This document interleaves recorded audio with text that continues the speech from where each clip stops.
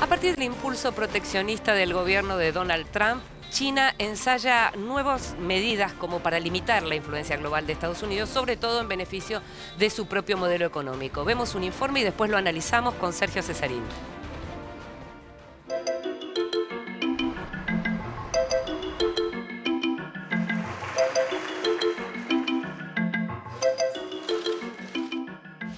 Hace semanas, un editorial de Xinhua, la agencia oficial de noticias china, despertó preocupación en los Estados Unidos. Hay que crear bases para la desamericanización del mundo, decía el analista Liu Chang. Si bien el texto no necesariamente debe ser considerado palabra oficial de Beijing, deja en claro, no obstante, que China busca reducir la influencia de Washington y forjar un modelo global más afín con sus intereses. El análisis reafirma la necesidad de limitar la influencia del dólar en las transacciones internacionales. Aunque esa posibilidad aún tiene mucho camino por recorrer, es cierto que China lleva ya varios años intentando que su moneda se abra paso en el comercio exterior y lo hace a través de varios mecanismos a un mismo tiempo. Por ello, comenzó a comerciar en yuanes con algunos de sus principales socios como Japón, Tailandia y Brasil, mientras firmó acuerdos con distintas entidades como el Banco Central de Corea del Sur y el Banco Central Europeo para poder utilizar su moneda. Además, se ha puesto en marcha la incorporación del yuan a importantes plazas financieras como la City de Londres, Singapur y la recién creada Zona Económica Especial de Shanghái, donde se espera que la moneda china pueda continuar su internacionalización. Actualmente, solo el 15% del comercio exterior chino se realiza en yuanes, pero Pekín espera que en 5 años la cifra llegue al 30%. Al mismo tiempo, el gobierno que Xi Jinping encabeza desde marzo de 2013 busca abrirse a instituciones financieras internacionales como el FMI y el Banco Mundial, donde Estados Unidos y Europa controlan a la mayoría de los votos. Por otro lado, las autoridades chinas tampoco están satisfechas con el funcionamiento de la Organización Mundial de Comercio, que, según considera, responde a las necesidades comerciales de los países centrales. En el mismo sentido, se inscribe su limitado apoyo a la gestión de instancias como el G7 y el G8. Esta mirada es la que sustenta la estrategia que busca crear nuevas alianzas comerciales con los países del sur y la firma de tratados de libre comercio con el mayor número posible de naciones, así como el fortalecimiento de alianzas como el BRICS que mantiene con Brasil, Rusia, India y Sudáfrica. 我们要顺应历史潮流，把握国际大势，加强协调和配合，共同把金砖国家和20国集团这2个重要平台建设好、维护好、发展好，推动新兴市场国家和发展中国家在国际事务中发挥更大作用，在国际治理中占据更加主动有力的地位。 En los últimos años, Beijing firmó un total de 9 tratados de libre comercio con la Asociación de Naciones del Sudeste Asiático y con Chile, Perú, Nueva Zelanda, Pakistán, Tailandia, Singapur, Costa Rica y Taiwán. La incidencia china podría verse fortalecida además por una de las primeras decisiones del presidente estadounidense Donald Trump, quien decidió retirar a su país del Acuerdo Transpacífico de Cooperación Económica que Barack Obama había suscrito en febrero de 2016, buscando justamente limitar la influencia china en el comercio internacional. And with China, we have close to a $500 billion trade deficit. So we have to do something. I spoke to the president. I spoke to many people. We're going to work on that very, very hard, and we're going to do things that are the proper things to do. But I actually said to my people, find a country where we actually do well. So far, we haven't found that country. It's just losses with everybody, and we're going to turn that around.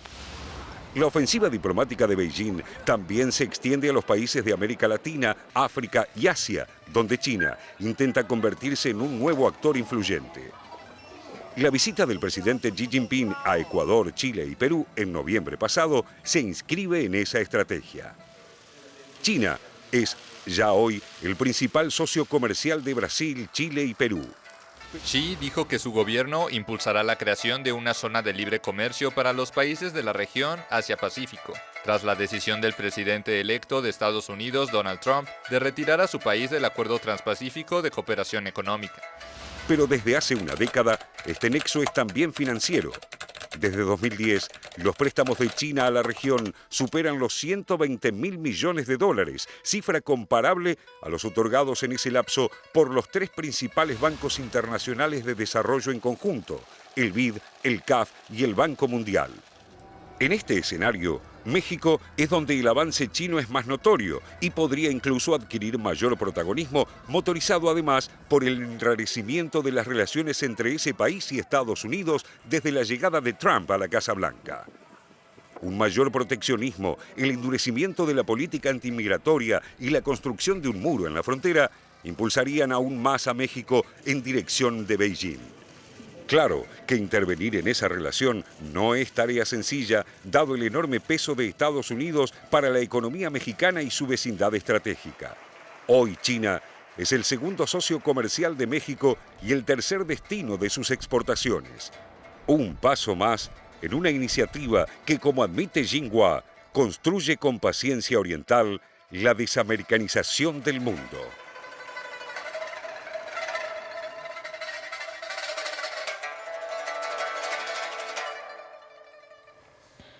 Le dijimos que estaba con nosotros Sergio Cesarín, experto en China, seguramente uno de los más grandes expertos que tenemos en Argentina, investigador del CONICET.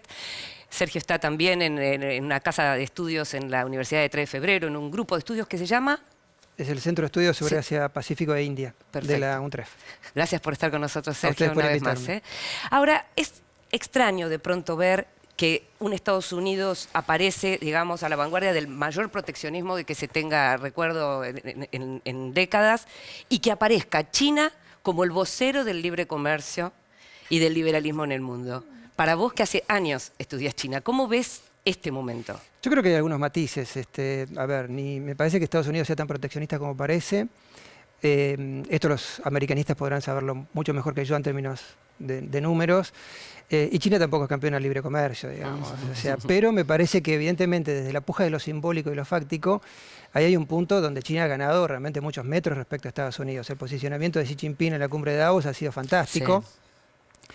Porque claro, asume como un liderazgo en términos de apertura económica, comercial, muy fuerte frente a lo que eran evidentemente las medidas ejecutivas de Estados Unidos, del presidente de Estados Unidos, que eran tremendamente restrictivas. Entonces, ahí también hay que ver que en realidad China, yo diría que no sé si es tanto campeón del libre comercio internacional, digamos. Me parece, evidentemente lo que tenemos en términos de noticias de China son los tratados de libre comercio que ustedes presentaban recién en los informes.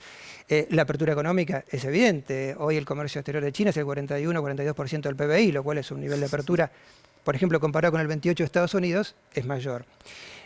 Pero no obstante eso, en ocasiones, el mercado internacional suele encontrar muchas restricciones para operar en China. Muchas empresas no encuentran facilidades. Ha habido durante estos últimos años algunas medidas un tanto restrictivas respecto a la localización de inversiones, a las preferencias otorgadas a empresas extranjeras, a limitaciones sobre la erradicación de determinado tipo de inversiones en algunas industrias y sectores del país, que ha sido parte de lo que ha generado esta fenomenal transición económica, denominada como, en líneas generales, como una transición hacia la mejora en las condiciones del escenario económico interno de China. Entonces, obviamente que China es una economía mucho más abierta, una economía con una actitud fuertemente proactiva en inversión externa. Evidentemente, los capitales chinos fluyen hacia el mundo de manera muy dinámica, desde el punto de vista de la liberalización financiera también.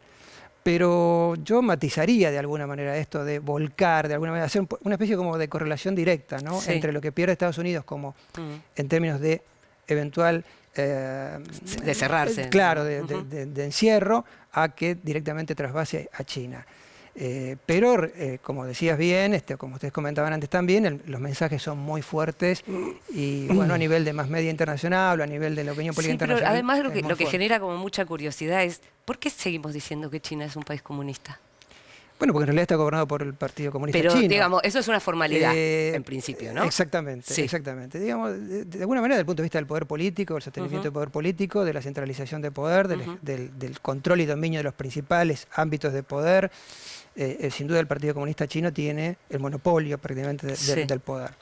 Ahora, desde el punto de vista fáctico, concreto, o desde el punto de vista económico, hay una multiplicidad de intereses y diversos intereses que se han ido formando y creando desde el comienzo mismo de las reformas, que hacen que China sea prácticamente un país de capitalista, digamos, de manera objetiva, un país capitalista. Y esto, yo cuando ustedes generosamente me invitaron pensaba, ¿no? Digamos, hay aspectos muy interesantes para saber algunas cuestiones que tienen que ver con la dinámica política interna de China. Y ahí, en esto de capitalista o no capitalista, hay un debate interno muy fuerte entre distintas escuelas de pensamiento político y económico en China. Entonces, que puede llevar muchos años dirimir, digamos, ¿no? Por supuesto. Por cómo son ellos. Pero ¿sabes por qué, Inde? Porque piensan que China es demasiado capitalista. Claro. Entonces, fíjate, no dicen China es un país comunista o plantean, hay muchas líneas de pensamiento, pero las dos grandes líneas, digamos, no dicen China es un país marxista, leninista o anticapitalista, sino dicen, bueno, China es demasiado capitalista. Parte de la transición y de los cambios políticos y económicos tienen que ver cómo moderar el excesivo, entre comillas, capitalismo en el que China está atravesando y que fundamentalmente se expresa a través de grandes niveles de desigualdad. Va a consultar Natalia. Sí. Sergio, ¿cómo se va a dar en esta nueva etapa la pelea que mantiene China dentro de la Organización Mundial de Comercio? Digamos, Obama logró demorar esta situación, creo que ha influido en que los países no ratifiquen esta situación que se arrastra desde 2001. Y me gustaría saber cómo va a ser este duelo, porque además también en ese sentido me gustaría saber qué pensás de este cambio en los programas estos de largo plazo que tienen los chinos, sus quinquenales son, de pasar de un periodo de la manufactura, de la cantidad a la calidad, ¿no? O sea, ¿es verdaderamente un peligro la China y su nuevo modelo económico, ese que quiere construir? Empezaría por la última. Digamos, yo creo que ellos ven, no sé si es un peligro para el mundo, pero ellos encuentran muchos riesgos en esta transición.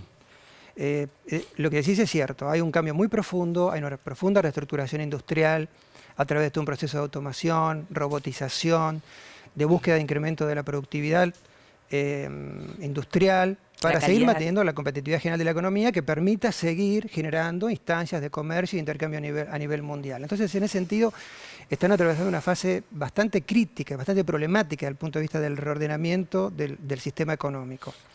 Entonces, ahí ellos notan riesgos porque, bueno, sabes también que detrás de esto se esconde el gran debate sobre si China va a poder vencer o saltar la trampa de una economía de ingresos medios. Entonces diría que ahí hay riesgos. En principio uno podría suponer que para el sistema internacional esta mayor apertura vía esta mayor reconversión industrial de China va a ser positiva. Yo lo veo en términos positivos incluso para la región porque, bueno, significa canalización de inversiones, erradicación de industrias, deslocalización productiva, pero eso va a requerir de muchas economías, incluso como dije las nuestras, un manejo y una gestión de esas opciones o oportunidades que China va a traer aparejada a través de este fenómeno de reconversión tan profunda. Respecto a la OMC, se me ocurre en principio comentarte lo siguiente. Yo creo que China se ha beneficiado muchísimo, ¿no?, de su ingreso a la OMC en el 2001. Digamos, costo-beneficio, la economía china se ha abierto mucho más, el comercio exterior se ha expandido, ha ganado presencia en mercados en los que cuando ha tenido que negociar los protocolos de accesión a nivel bilateral, ha ganado presencia en esos mercados y ha fortalecido posiciones a través de la inversión y la canalización de préstamos. Lo que China me parece debate, o el debate de la OMC encubre otro macro debate, podemos decir así, que es lo que Xi Jinping planteó también y que no se dice tanto en el foro de Davos. Xi Jinping planteó, hay que corregir o hay que reformular el orden político internacional, fácticamente se está produciendo. Y también el orden económico internacional, con lo cual las instituciones multilaterales, vamos a decir directamente herederas de Bretton Woods, deben ser modificadas gradualmente con el paso del tiempo. Esto es una corriente... Y China debe tener un lugar en ellas. Protagónico absoluto. Claro. De ser neta receptora claro. a esos cambios y modificaciones en el sistema internacional a ser hacedora de nuevas instituciones. El Banco Asiático de Inversión e Infraestructura es una forma. O es una de las modalidades que adquiere esta visión de largo plazo, como decía Natalia. Y el tercer punto que me parece, y ahí sí es bien concreto, es que sabemos que China pelea para ser reconocida como una economía de mercado, cosa que no ha logrado por parte de muchas economías en el mundo.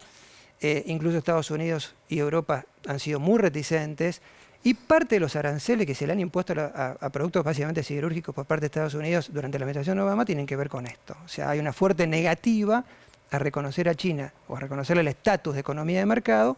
Entonces, con más razón, China ve que, bueno, es necesario pujar por modificar ciertos aspectos en la toma de decisiones que garanticen que este tipo de ventajas pueda lograrlas de manera mucho más rápida.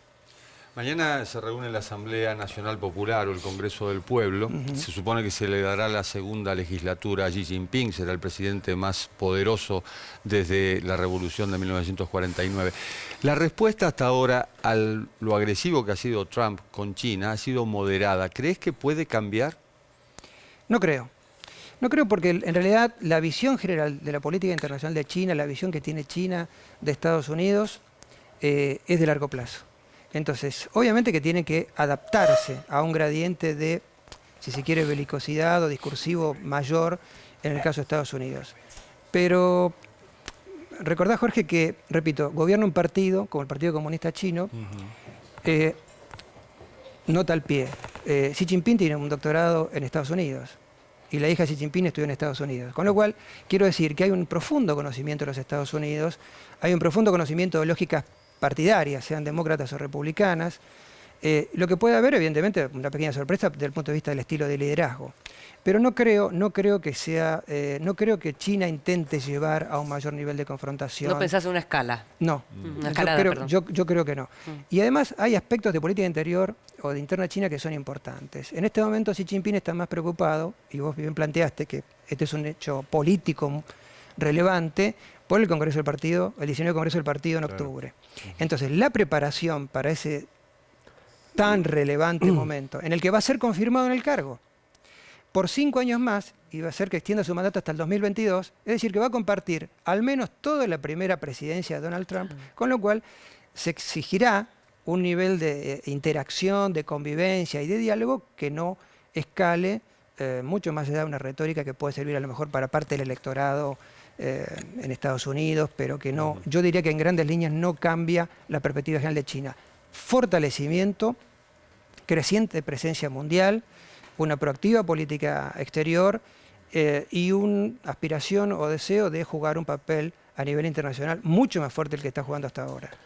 Sergio, cuando uno analiza la realidad china, uno ve, seguramente simplificando un poco, que hay un intento un intento concreto, llevado a la práctica, de apertura económica, de liberalización, de ingreso de capitales, etcétera, de capitalismo económico con centralización política, algo así como perestroika sin glasnost, digamos, por usar el término soviético. La pregunta sería, ¿esto es sostenible en el largo plazo? ¿Y cómo incide esto en la relación con Estados Unidos? Qué gran pregunta. Es la pregunta del millón. Y acá tenemos gente que hace grandes preguntas. Mira, es otro de los grandes debates de estas escuelas de pensamiento que yo les decía. Yo lo que quiero dejarles un mensaje, porque sé que, bueno, a ustedes y son colegas tan apreciados, es que también tenemos que pensar cuando medimos la relación entre China y Estados Unidos, en que no todo en China es homogéneo. Hay una altísima heterogeneidad en términos políticos también, ¿no?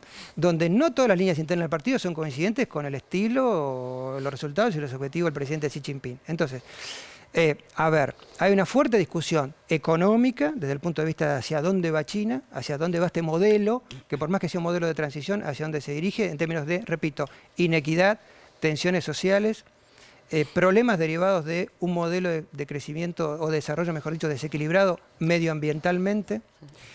Ciudades versus campo. Por supuesto, ese tipo de tensiones. O sea, la administración de estas tensiones harán que el Partido Comunista sea resiliente en el mediano y largo plazo para sostener ese incremento, digamos, de pujas internas. Los intereses entre el sector privado y el sector público siguen siendo también, en algunos casos, divergentes. Y la centralización política es un dato que para algunos analistas, tal vez en lo personal, uno de los que más me interesa leer es Min Sin-pei, quien critica fuertemente este tipo de ejercicio de tipo de gobierno, tipo de ejercicio de liderazgo del Partido Comunista, y plantea que la acumulación de tensiones hacia el futuro es altamente probable que resquebraje al régimen.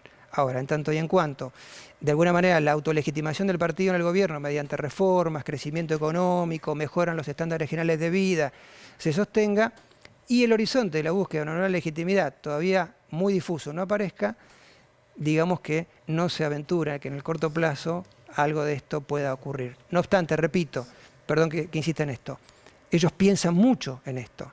Y voy a dar un dato que creo que en alguna ocasión lo he hablado con José. El Partido Comunista Chino hace muchos años ha enviado muchos analistas al mundo a analizar las crisis de los partidos políticos tradicionales. El PRI en México, el peronismo en la Argentina, el APRA en Perú, los partidos políticos en Europa. ¿Por qué? Para saber qué tipo de dinámica posiblemente pueda darse para erosionar al partido, erosionar las bases de poder y necesariamente saltar a un escenario político totalmente distinto. Por ahora, la resultante final de este cúmulo de apreciaciones que ellos han hecho los define más por optar como un modelo como el de Singapur. Pero eso es algo para ver porque Singapur es una isla de 5.2 millones de habitantes, claro, y China es un país de casi 1.400 millones de habitantes. Te hacemos la última pregunta, Sergio. Sergio, me tomo de algo que decías al principio, me parece como disparador de análisis espectacular, esto de la preocupación por una China demasiado capitalista, ¿no? Y te llevo al plano de este capitalismo financiero que hoy es el predominante en el mundo, porque China no solo es el país con mayores reservas en dólares del mundo, es el principal productor de oro, es decir, la otra materia fundamental para la especulación con materias primas. Creció muchísimo en cuanto a su incidencia en los préstamos al mundo, inclusive lo veíamos en el informe, en América Latina ha superado los préstamos del Banco Mundial en los últimos años. ¿Cómo ves en este terreno la disputa que se puede dar por la hegemonía financiera entre China y lo que puede ser el bloque o el eje Londres-Nueva York? Sobre todo que además tenemos, no solo que tenemos a Trump en el gobierno de Estados Unidos, sino además tenemos un Brexit que también puede cambiar el escenario. Has hecho una pregunta con múltiples dimensiones, Raúl. Ahí hay, a ver, desde el punto de vista del poder financiero, bueno, creo que es una herramienta en el que China ha ido ganando creciente influencia a nivel internacional mediante la canalización de préstamos, financiamiento. Las economías latinoamericanas eso lo sabemos muy bien. China está envuelta en un importante proyecto que es la One Belt, One Road, es el proyecto de interconexión y de conectividad euroasiática, cuyo instrumento, cuya plataforma, digamos, de financiamiento es, como decía antes, el Banco Asiático de Inversión en Infraestructura, digamos, ¿no? Entonces ahí me parece que hay un juego cada vez más importante a nivel de finanzas internacionales, la incorporación del renminbi a la canasta de moneda del Fondo Monetario Internacional, la demanda china de ocupar un creciente papel en este tipo de instituciones financieras, Fondo Monetario, Banco Mundial, ha ido demostrando, ha ido acompañando, digamos, esta mayor presencia financiera china a nivel internacional. El 35% de las reservas externas de China son bonos del Tesoro de los Estados Unidos. China incrementará su poder financiero a nivel internacional vía este proyecto euroasiático o vía otras necesidades a nivel internacional. Es el segundo aportante al sistema de Naciones Unidas. Es decir, hay un fuerte vuelco de capitales chinos, sea financieros o de inversión, a nivel internacional, y lo habrá hacia el futuro. Con lo cual debemos pensar que necesariamente la gobernabilidad internacional pasa por un buen diálogo político entre China y Estados Unidos, tal vez, repito, cuestiones de ajuste, digamos, en términos de competencia global estratégica entre Estados Unidos y China en el campo financiero, y, bueno, realmente la expectativa de que China no cederá, me parece, en este sentido. Lo que decís sobre el Brexit y Europa, ahí los colegas europeos, particularmente un gran profesor francés, una lista de primer nivel como es François Godement, plantea que en el marco de lo que es, digamos, la gran estrategia de Estados Unidos hacia Asia-Pacífico, como de alguna manera lograr alianzas internacionales para reducir la influencia china, China opera de la misma manera tratando de cooptar una mayor voluntad de acercamiento europeo. En ese sentido, el Brexit sería absolutamente funcional a la estrategia china de ganancia de mayores espacios de influencia en Europa. Sergio, te agradecemos muchísimo, ¿eh? Como siempre aprendimos mucho con vos, seguramente te vamos a volver a invitar porque el dúo dinámico entre China y Estados Unidos tiene todavía mucho para decir.